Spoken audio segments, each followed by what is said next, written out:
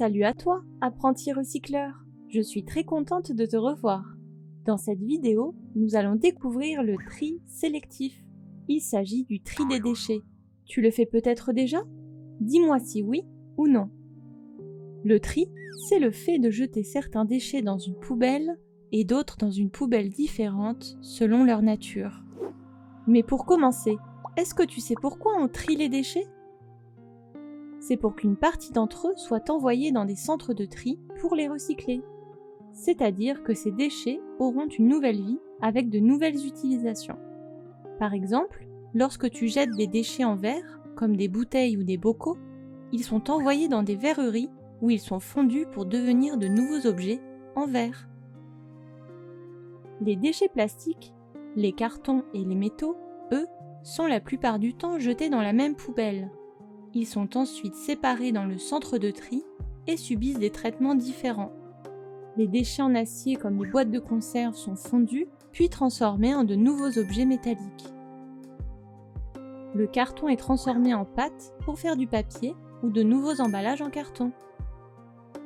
Les déchets plastiques sont broyés puis ramollis pour ensuite être transformés en de nouveaux objets comme des stylos, des bouteilles ou même des vêtements. Mais attention, les déchets plastiques et les cartons ne sont pas recyclables à l'infini, contrairement aux déchets en verre ou en acier. Il faut donc privilégier des emballages en verre ou en acier, comme les bocaux et les boîtes de conserve, plutôt que les emballages en plastique ou en carton. Quant aux déchets végétaux, tels que les épluchures, il faut les mettre au compost pour devenir de l'engrais. Les déchets trop souillés, avec des restes d'aliments par exemple, sont jetés dans la poubelle d'ordures ménagères et ne peuvent pas être recyclés. Ils sont alors incinérés, c'est-à-dire brûlés ou enterrés dans le sol. Ce n'est pas l'idéal car ils mettent très longtemps à se désagréger et polluent l'environnement.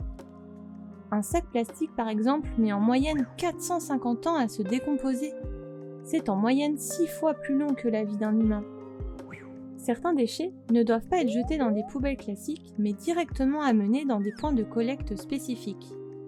C'est le cas des piles et des médicaments. Voyons si tu as bien écouté. On récapitule. Dans quelle poubelle vas-tu jeter cette peau de banane? Si tu as une poubelle pour les végétaux, c'est dans celle-ci que tu la mets pour qu'elle soit compostée. Sinon, elle va dans la poubelle des ordures ménagères. Où jettes-tu cette bouteille en plastique? Dans la poubelle de recyclage. En France, il s'agit de la poubelle jaune. Et cette pile usagée, où va-t-elle?